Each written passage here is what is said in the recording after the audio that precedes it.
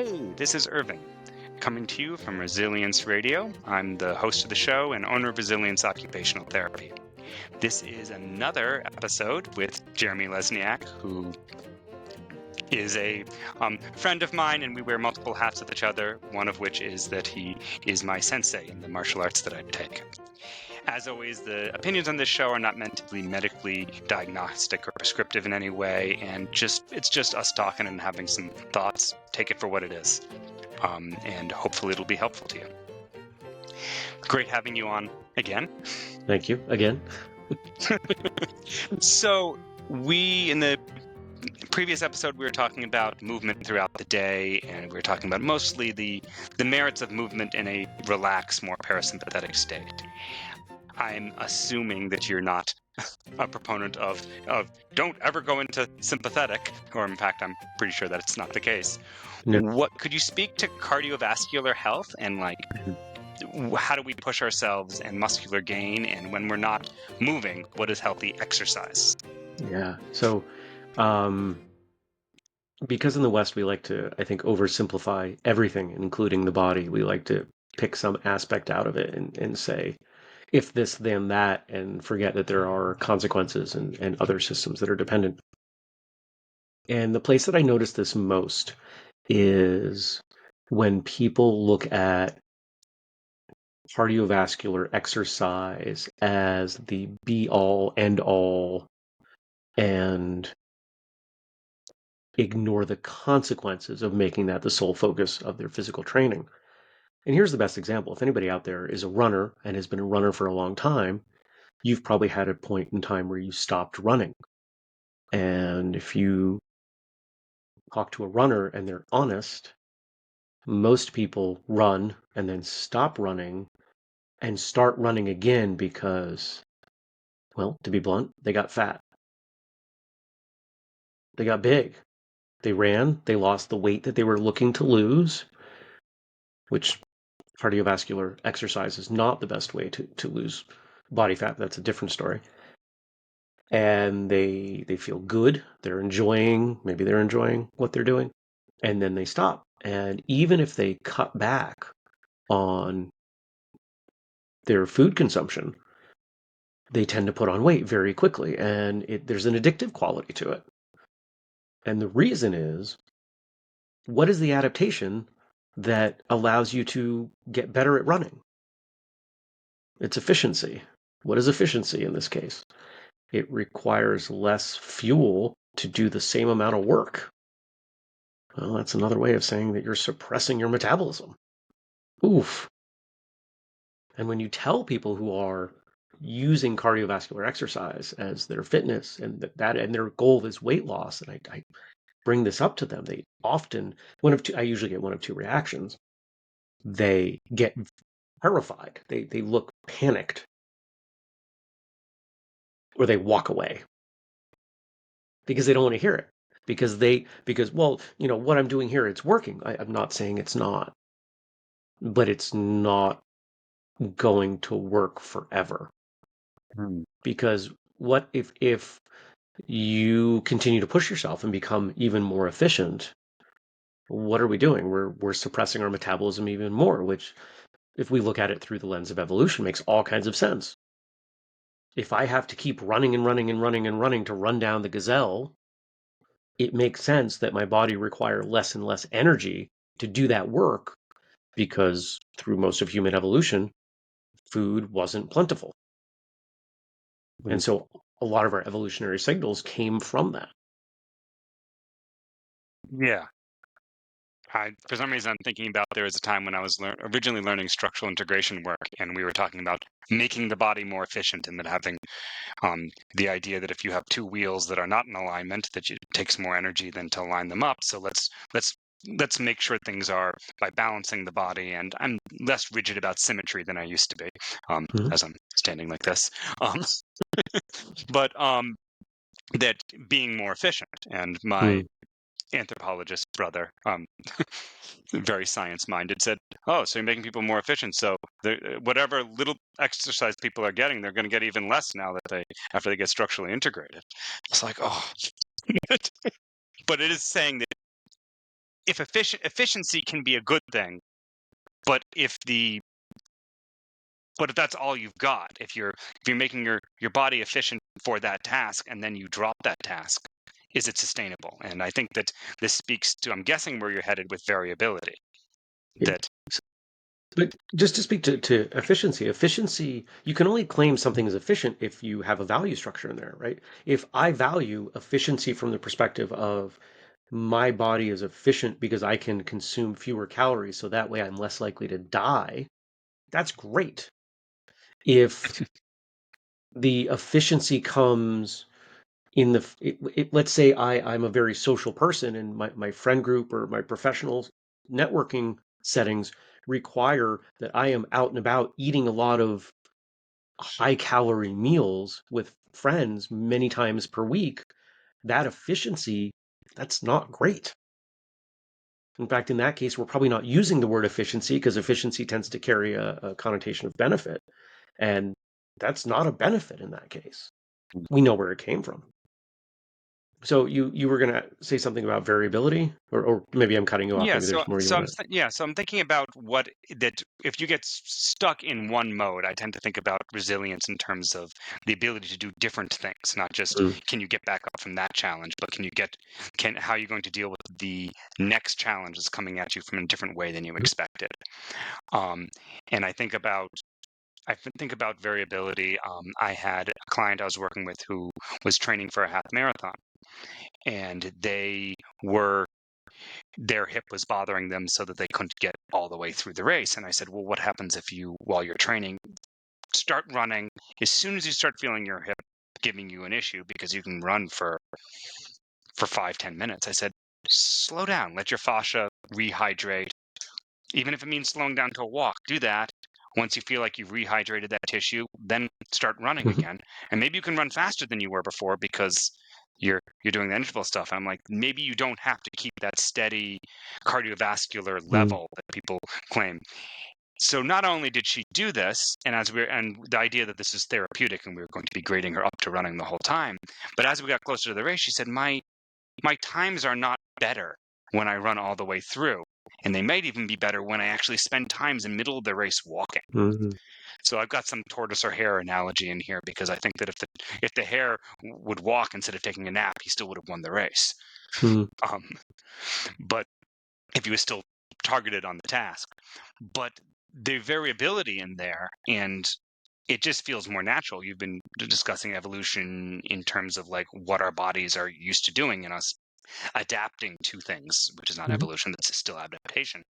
That historically we weren't just running for hours every day. We would run to something, do that thing, and then then gather those berries or whatever it is and run off to the next thing if we were running all the time. There were breaks. There was this intermittent quality to it. And I know that there's a lot of theories about like intermittent heart rate and such. I was curious if you could speak to your thoughts on that.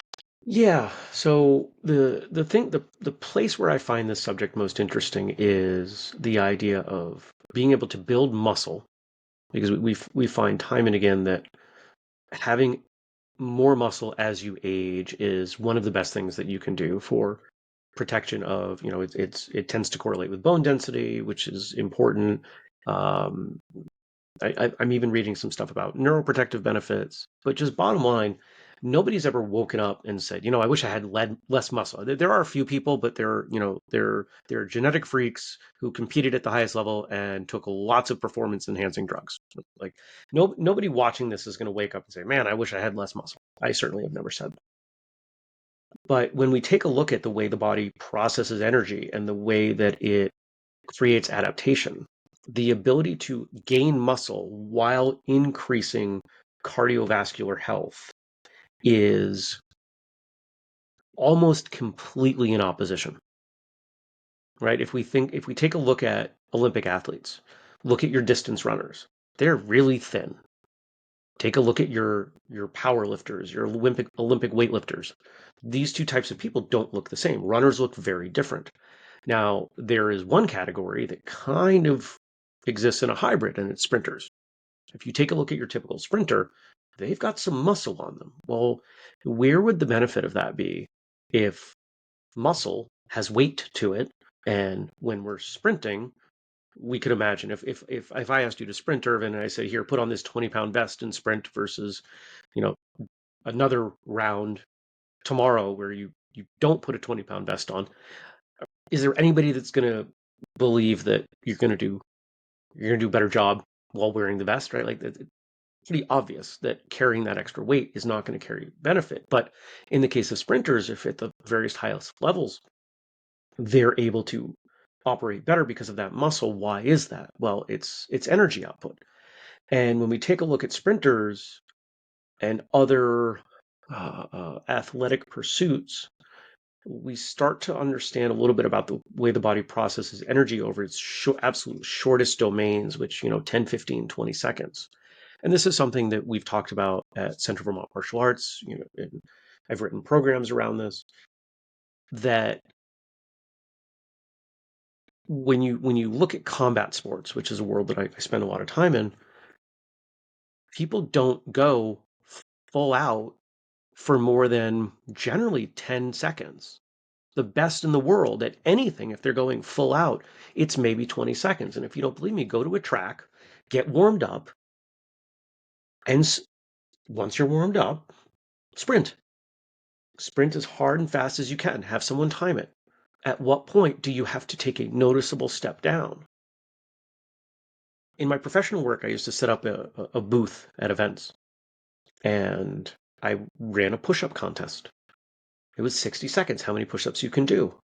Most people did 60% of their push-ups in the first 20 seconds.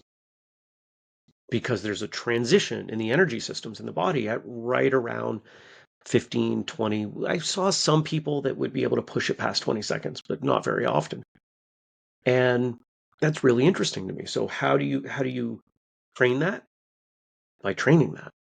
If you jog, run a few miles at a time, that's what your body will adapt to. If you sprint, if you go full out 5, 10, 15 seconds at a time, that's what your body will adapt to. And so it becomes really interesting that if you do in very, very intense cardiovascular exercise for those very short time domains, and this is the root of a lot of high intensity programs.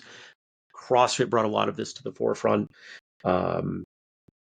If anybody's familiar with the research that Tabata, right? Tabata is a thing, but it was also a person. Tabata was a researcher in Japan. When we start to look at those things, we can see, oh, okay, there's a lot of benefit in this incredibly high intensity, very short duration work.